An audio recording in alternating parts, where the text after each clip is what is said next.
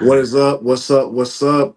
Welcome back to another episode of your Next Hack podcast with me, your host, Chandler Hicks. This podcast is sponsored by Blue Book Sports.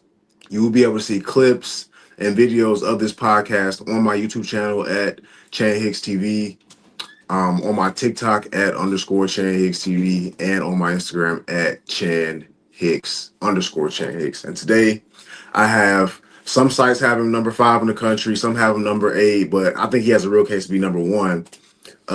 Alabama commit throws 96 miles an hour on the mound. His ball is 400 feet. Right-handed pitcher and shortstop committed to the University of Alabama, Mr. Chubb Jones. Chubb, how are you? I'm doing amazing. You? I'm good, man. I'm good. Super, super excited to have you on, man. Yes, sir. I'm glad to be here. Definitely. Definitely. So, like I said, some sites have you number 5, number 8, whatever, but regardless, you're a top 10 player in the country. Um, so talk about how your trajectory of baseball has went. Were you always, when you stepped on the scene, kind of ranked highly, or did it take you a minute once you got on the baseball scene to climb up those rankings from different sites?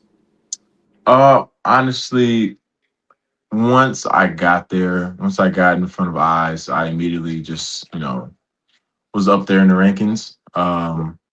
There wasn't like a stint where I was in front of people and I got ranked like 500 and I had to make my way up. I was Right. always ranked pretty high once people saw me play, in scouts and like perfect game, PBR stuff like that. I was always ranked pretty high. Okay. Okay. So you mentioned the PBR, the perfect games, the things like Uh, that.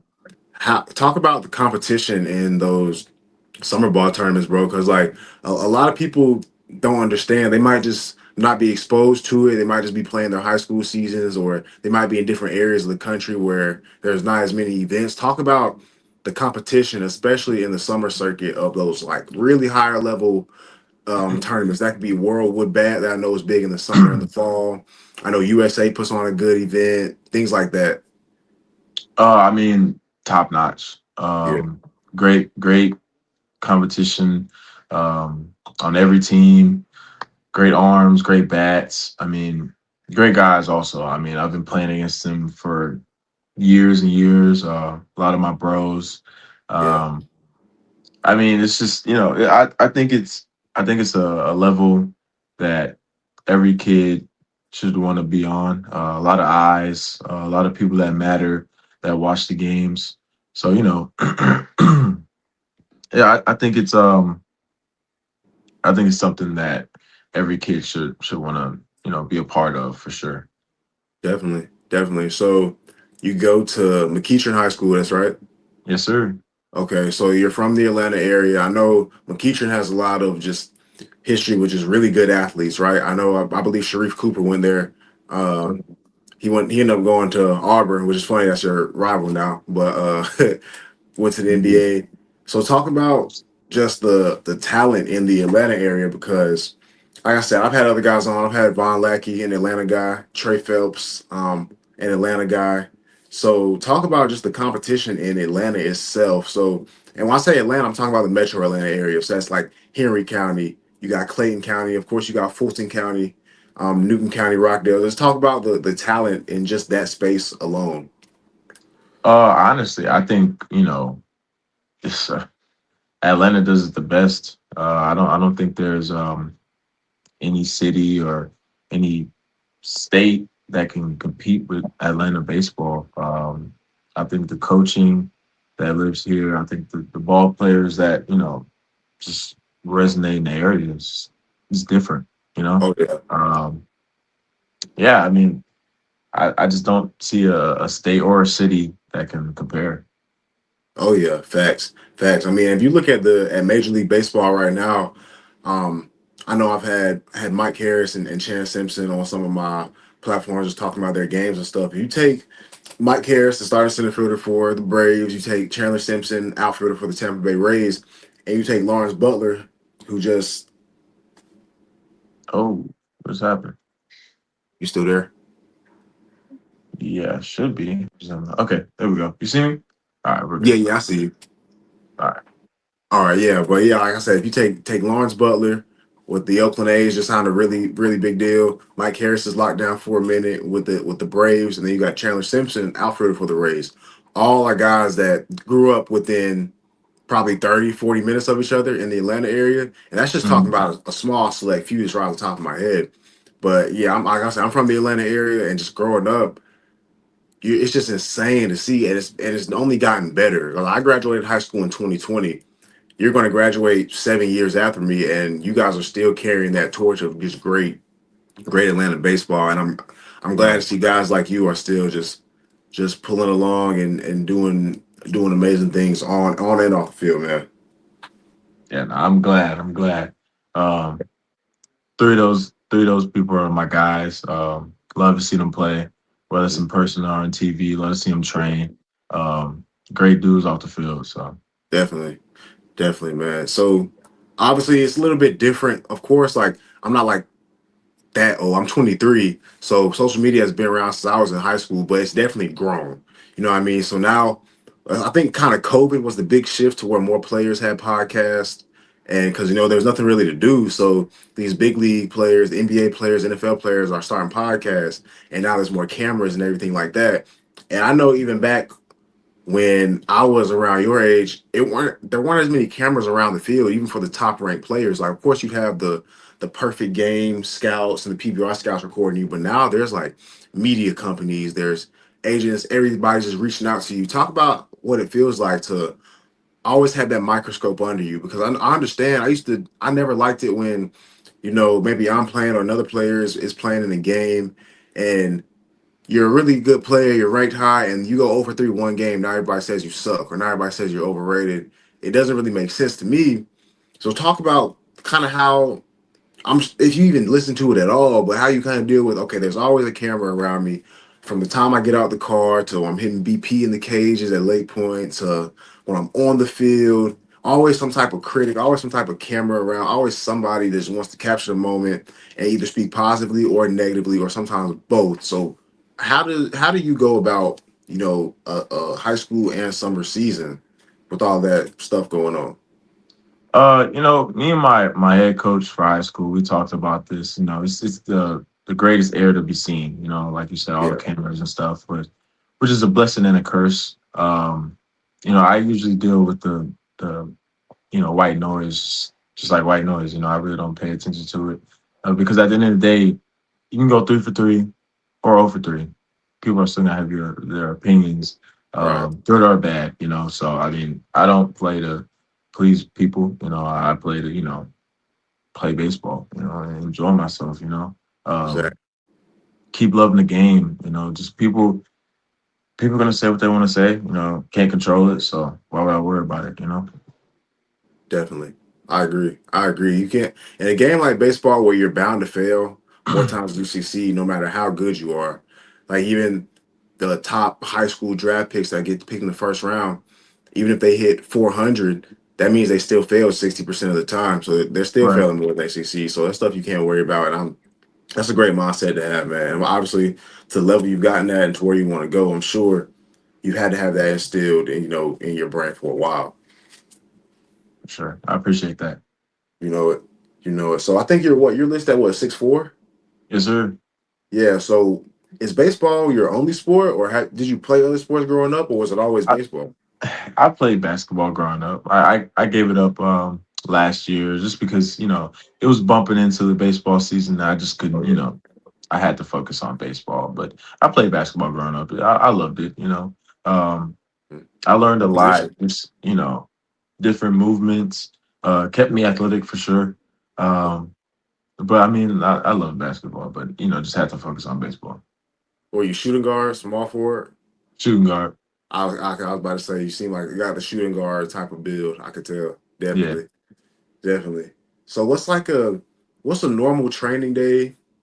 Kind of maybe like off season training day where it's November, December, not a lot of baseball games going on, and then how does that differ from in season training? Because what a lot of kids don't understand is they think, oh, I'm in season now, I can stop working out or I can stop Right. doing this. But what a lot of kids also don't understand is, and maybe even parents is, if you stop working out in season, you're going to lose everything you work for in the off season. So tell me Hmm. the difference between your in season and off season training a little bit. Well, in the off season, especially this off season, I was more focused on gaining weight and stuff like Mhm. that. So I would wake up 5 a.m. Get a workout in. My dad, of course, go to school, and then we have a weight training facility at the school, so we'd work out there. Um, and then the rest is just school and then practice or training or because I trained at Maven. Shout out to Maven. I trained at Maven for this entire off season, and Okay. they got me right. So it'd be workout 5 a.m., workout at school, finish school, training, and that would be my whole day in the off season. And honestly, it's pretty much the same with the season. Yeah. I would say I work out at 5 a.m. less. It's usually just Monday and Wednesday. Um, Keeping the body strong, but you don't want to overwork it because you are playing a lot of games. 100%. Still working out at school. So and it's not. It was more heavy lifting during the off season for sure, and more just technical things during baseball season. You don't want to lift too heavy Yeah. during Fontaine. baseball season. Yeah, just fine and Yeah. tuning. Keeping the body strong. Um, and I'll say, yeah, keep the training after practice, even after practice for the season. Yeah. Keeping the training, just staying on top and keeping sharp. Definitely. I love that. I love that. So not taking that foot off the gas just because it's March or April. You still going at it 100%. I love it. Yes, sir. Definitely. So like we mentioned earlier, you're committed to the University of Alabama. And for people that have not kept up with Alabama baseball, especially in the past like 4 or 5 years, they've just gotten better and better and better every single year. And I believe they're a top 25 team this year, are they? Aren't they? Oh, they Yeah. definitely are. Definitely Yeah. are. I believe so. So I know one guy I follow right now is Justin LeBron. I mean, he has a legitimate case to go maybe number one in the draft. And like I said, the past 4 or 5 years, they've really just gone up the ranks. So I want to ask you, what went into your decision with committing to the University of Alabama, and tell people a little bit about the culture that's building at University of Alabama. Because, I mean, obviously Nick Saban built the Alabama name because of football, because he's won 8 national championships. But people don't understand how good Alabama's baseball program is. They're a legit team that can make it to Omaha and win it. So talk a little bit Right. about what went into your decision and what's been brewing over in Tuscaloosa. Also, my sister goes to University of Alabama, so I'm a big Alabama fan. All right, that's fire. I would say, Coach Vaughn has built amazing culture, a big brotherhood in that program. He brought an amazing coaching staff, and I would say that's like the biggest thing with my decision to go to University of Alabama. Um, I mean, the guys, love the game and they love to be around each other. And going there this weekend, I saw it in full effect. And that's I think that's why they play so well. They play for each other. They play, for the program. It's just Yeah. that's how you build a really strong bond and a really good team. Oh yeah. I agree. I agree. And playing in the SEC, man, like if that's the route you choose to go, whether obviously the draft is down the line, but when you choose between draft and college, like SEC, I believe will get you the most prepared for professional baseball, because every day you go out there, you're facing guys who are going to be in the big leagues. Like even if you look at LSU, like that year they had Paul Skeens and Dylan Cruz. Both those guys were in the big leagues within like less than a year or something like that, like something crazy. Justin Right, LeBron is probably a guy that can be in the big leagues in about a year, and just guys all throughout the SEC. So that talent in the Southeastern Conference is different, man. It's different. I've watched every level of college baseball. I currently play at the Division II level, but I've watched games in person in every single conference, man. I don't think anything compares to the SEC. So I'm sure you probably feel the same way. I'm not sure if you do, but I just every guy out there can beat you on any given day. Like even the right, if you want to call them bottom tier teams in the SEC, they're still better than 99% of teams in America. right, right. No, So SEC is different. SEC is yeah, definitely different. For sure. yeah. Is that is that something you always kind of like? had in your mind like I want to play in the best conference in baseball and go prove I can play there? That's something you always had.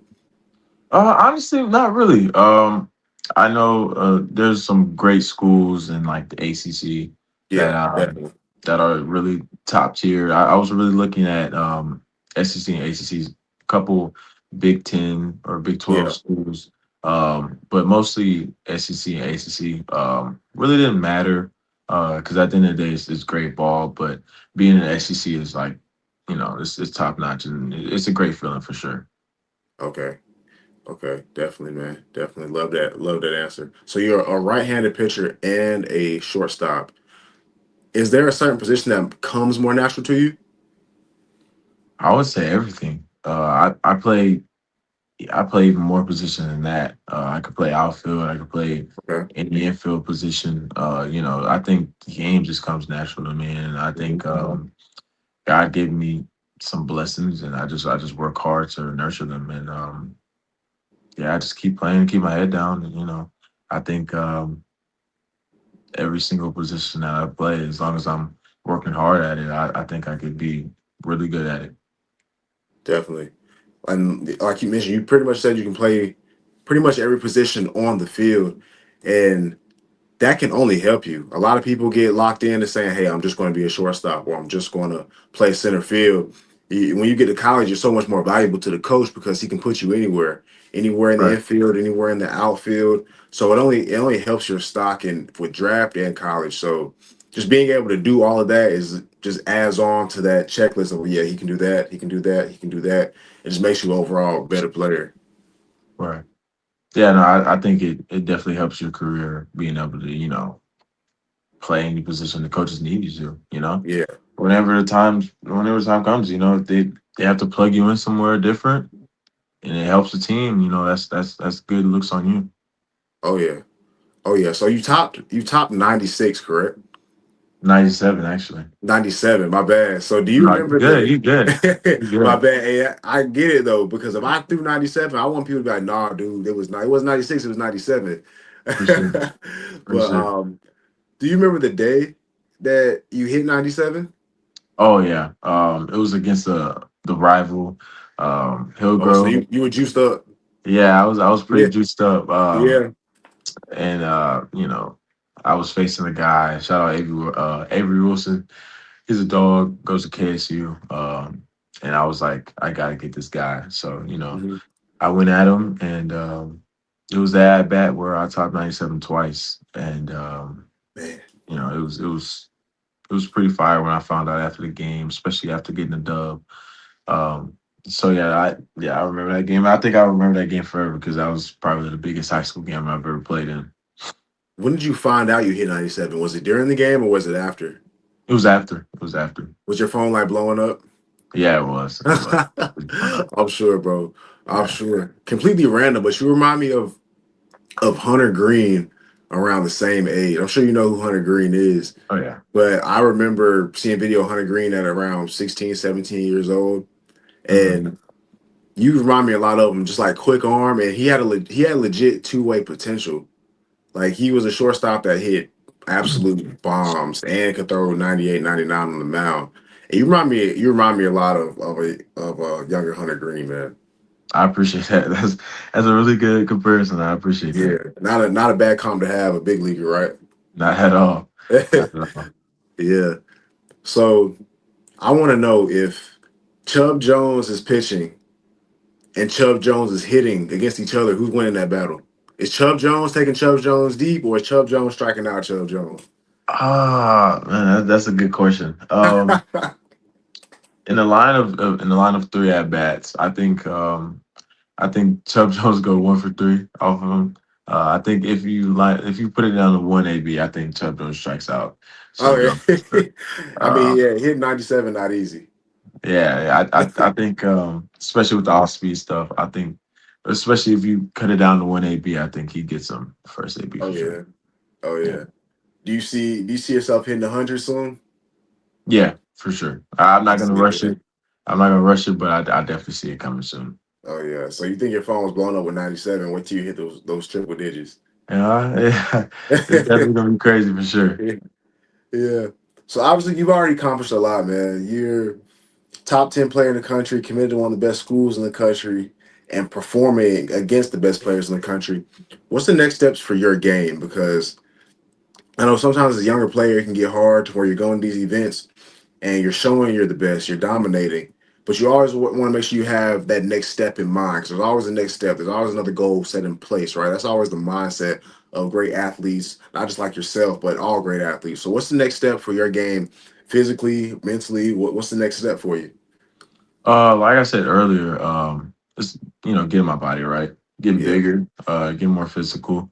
I think that's the next step. I wouldn't say I'm skinny, but I'm not the yeah, biggest on the field, and really that's more so genetics. And I'm working towards just getting bigger and getting stronger. I think that's the next yeah. big step that's gonna send me a lot higher mentally. Just staying strong. I think I'm in a great place mentally when it comes to the game and my IQ. So it's just staying consistently strong mentally. I think that's the step that I need to continue taking. But yeah, I think the next step towards my game is definitely my body. Okay, okay, good. Well, yeah, like you say, you're already taking the steps necessary to be there. You're putting the work in, man. So definitely with due time, you keep at it every day. It'll come. It'll definitely come. Right. With your next hack podcast, the title of my podcast, the theme of this is with your next hack, just like in life and baseball, you take a bad swing in your mindset has to be all right, next hack, next play. If you're in the Mhm. field, what's the next hack? So this can be something to where you might have done something that you didn't really like in the field or in life or whatever. And you just got to move on to the next play. And also Right. with success, you do something really good. You can't be pondering on your previous success because there's a next play to be made. Did Right. you ever have a next hack moment to where you might have really fell on your face and been like, "Dang man, like that was a really bad stretch right there"? Or did you have a next hack moment to where you seem like you were on top of the world, but you had to kind of reel it back in and be like, "All right, it's something new for me. It's something new I have to accomplish." What's your next hack moment, good or bad, or both? I've had a lot of next hack moments, especially playing a game of baseball. Yeah, I would say in high school, my first next hack moment was freshman year, playing against Westlake, and I think I made like 3 errors that game, and we lost by double digits, and it was a bad game. But I mean, I looked back at it the next day, and I was a freshman. I was panicking for sure. Um, but all in all, I just saw myself calm down. I mean, at the end of the day, it's a game of failure. Um, I mean, I just have to believe in myself. I have to believe that I'm good, and um, once I settled in, the errors definitely stopped, but I just stopped worrying. I stopped stressing, and I was able to start playing my game, and I started blossoming from there.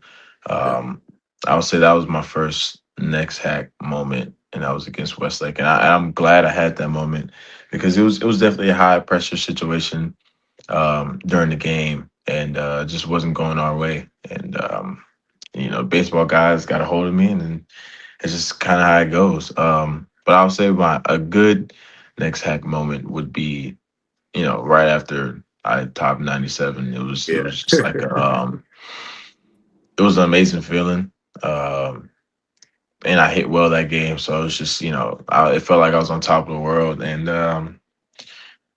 I just had to make sure I stayed humble and stayed right, consistent and didn't get complacent. And I didn't, which I feel like that's the reason why I was able to finish out strong because at that time I think we're maybe 15 games in, so it yeah, was still a long season ahead. definitely, definitely. And I was able to finish out great, great hitting numbers, great pitching numbers, and I was just overall proud of that season. Oh yeah, awesome. I love that insight right there. You talk about the highs and lows, which is baseball. You're going to be peaks and valleys, but as long as you can just stay steady, you'll come out on top. Right. We had so we got dove deep a little bit, had some surface level questions. I love to end with some kind of just cool, laid back questions. That cool with you? That's fine. Let's do it. So obviously, summer ball season, you're on the road a lot. What Hmm. are some snacks that are essential for you on these road trips? Oh, okay, okay. All right. So boom. You go to Dollar Tree, you go Okay. in the candy aisle, and Yep. there's this candy called Peelers. Uh, Peelers. Peelers. It's I've it's never like heard of that. You all right? Put me on. it's like a fruit candy, right? Okay. They have mango, watermelon, grape, Okay. passion fruit, whatever type of fruit you like, banana. Um, and it's gummy in the middle, and it's like Okay. this little wrapping. It's edible, but it's like this little wrap, and it's gummy candy. It tastes exactly like fruit, and it's but it's top tier for sure. Okay. So I'll say that, and I'll say like that's my number one snack when it comes to summer. Um, Now if we're talking about restaurant, I don't know if that's the next question, You but can go I would say restaurant too. 100% Chipotle. Yes. Hey, every Any state, any yeah. city, any country, Chipotle. Yeah. So Bro, I don't know what it is. Maybe it's a baseball thing, but like every baseball player goes to Chipotle. It's really because you get what you need. You get your rice, so you get right. your, you get your carbs, you get your protein, you get, and it tastes good. Like we just finished the game today. Right after the game, I hit up Chipotle. The workers dang near know my order when I walk in. So You have to. You have yeah, to Chipotle is essential. Chipotle is definitely essential. for sure. For sure. What about so we talked about the restaurant. We talked about the candy. So Mhm. I'm not gonna lie, East Cobb. You played at East Cobb. That food there is different. Oh yeah. That food Oh is yeah. good. That quesadilla, Oh yeah. Oh that yeah. quesadilla is. I would say my favorite East Cobb food would either be the Philly Steak. cheesesteak quesadilla, Yeah. or the I want to say it's the Caesar salad burrito. Okay. That's the money right there. That's my go to when I go to East Cobb. Can't go wrong with nothing you just said. But so with the peelers, I'm gonna look into that. There's a Dollar Tree not too far from where I live, so I'm Oh, gonna look into that tomorrow. it's fire. It's fire. Trust Bet, me. bet. I'm gonna hold you to it now. I bet. I Uh, got you. I'm not gonna put you on to nothing bad. bet. So my last question for you is obviously playing the SEC, you get to play at amazing stadiums. Oh, Bless you. thank you. You get to play at amazing stadiums in the SEC, Alabama being one of them. What is one stadium that you're looking most forward to playing at when you get to Alabama? Um, Honestly, I'd want to play at LSU, The and boss. not because of the field, because I just want to experience the fans. I've heard Yeah, a lot of things. They could be rowdy. They could be a yeah, lot. I want to feel how it feels. For them to try to get under your skin. I yeah, just want to experience that. I know they can get pretty crazy. So I just want to yeah, experience that. I think that's yeah. why I want to Embracing it, play LSU. embracing it. Yeah. Yeah, I love it. I love it. Well, that will wrap up your next Hack podcast hosted by me, Chan Hicks. You can find videos, clips, everything you need of this podcast on my TikTok at Chan Hicks TV, on my Instagram at underscore Chan Hicks, and on my YouTube at Chan Hicks TV. It was a great episode with my guy, Chubb Jones. Chubb, let them know where they can find you at on social media. They can find me at 6 dot underscore dot Chubb Jones. Thank you for having me, Chan, for sure. Course, of course. Hey, be on the lookout because me and Chubb will definitely be doing some more collabs in the future. We're not gonna say too much about that, but we got some stuff in the works. Um, like I said, thank you for being on. This was a great podcast. Definitely one of my favorite ones, just because it's from a younger guy who is on the right track. And I love all of my guests, but I love when I can get a guy that's like you, who's in high school, that is so much more. You're wise behind your years, bro. And even one day when you're 40 years old and you play in the big leagues for 20 years and baseball is over, you'll still be successful past baseball, man. So keep at it. I really appreciate that. I really appreciate that. You know it. You know it, man. Well, as another episode of your next Hack podcast, we are out.